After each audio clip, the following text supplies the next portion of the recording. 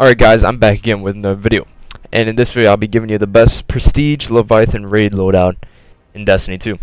This is personally my favorite loadout to use, and I'm going to go ahead and show you guys what I would use for each encounter since the new Prestige mode came out a couple days ago.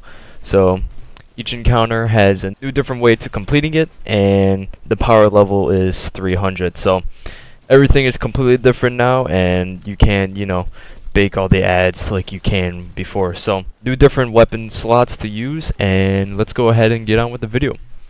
For the first part, I'm going to go ahead and talk about the Gauntlet. The Gauntlet has a new encounter, which basically means everyone has to run now, and there's also an extra scion that spawns when the scion spawns when the person runs through the little gate. So obviously that's a new change, so your team is going to have to adapt with it. Personally, my team, we like to use the rotating strat, which we have one person assigned to scions, and then we have the one person assigned to the plate. You have the one person that assigns to the plate to turn around when he gets on the new plate and shoot the other scion that spawns in, while the one person melees the main scion. So let's get on with the weapons. There's two different loadouts I would definitely recommend you guys using. For the first one, as you can see, is the Better Devils as the primary, the Mananayan SR4, and the Wardcliff Coil as the power. I recommend the Mananayan SR4 because it's really nice for shooting the arrows at a long range when you're shooting at the other arrow. And the Better Devils is really good for the ads when they come out for the ad fight before you grab the balls. And the Wardcliff Coil to shoot the yellow bar or the orange bar when he comes out after you kill the ads. Wardcliff Coil is really nice if you mix that with the grenade and the Wardcliff Coil on the guy, as it will only take one rocket to hit. And obviously the Better Devils is really nice because the ads have a lot more health and the Better Devils hits really hard. For the other loadout, I would definitely use the Nameless Midnight, the Sunshot, or the Sins of the Past. The Sunshot is a really nice exotic weapon to use, and it's a really nice hand cannon as well. It feels really good with the explosive rounds. Also the Nameless Midnight because of the scout rifle, and really nice to shoot at the triangles. And then the Sins of the Past to shoot at the orange bar, which the Sins of the Past is really good for that as well. Like I said, these are my favorite weapons to use. You could go ahead and switch it around if you really want, but I'm just recommending that these weapons are in this kind of loadout is the best for the Gauntlet. Obviously the running part, if you're running, definitely use something to increase speed, like the Transversive Steps or the Dune Marchers for the Titan. And that's all I have to say for the Gauntlet, so let's go ahead and go into the Royal Pools. So in the Royal Pools, obviously the lanterns are still there. You still have to stand on the plate, and then you have the bather that comes out.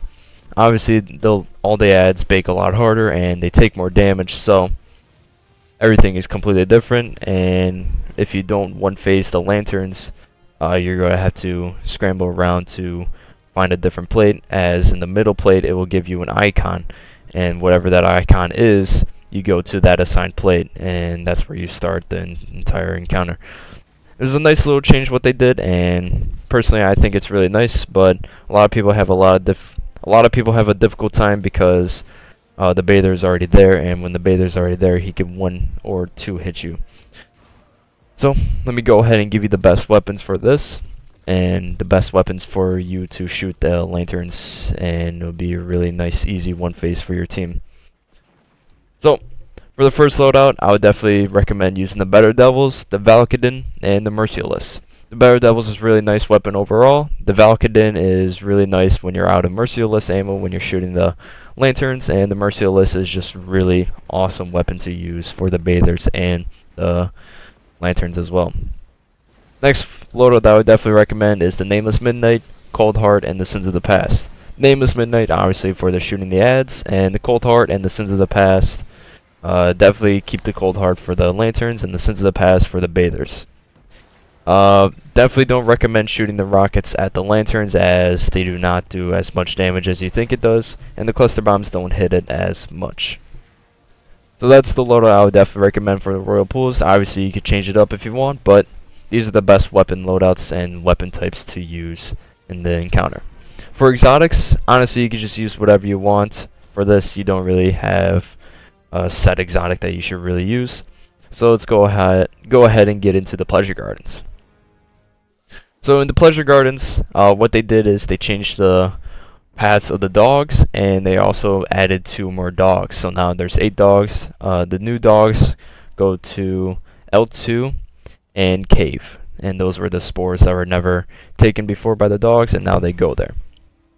All the paths are different now, and basically you just have to take your time running through the Pleasure Gardens as before you're more able to run around. So for the weapon loadout for the Pleasure Gardens, honestly, you could use whatever you want except for your power weapon. Definitely recommend using a Curtain Call or the Sins of the Past, as they both have cluster bombs and are really nice to kill the dogs. Obviously, if you're going for the one phase, definitely recommend using that.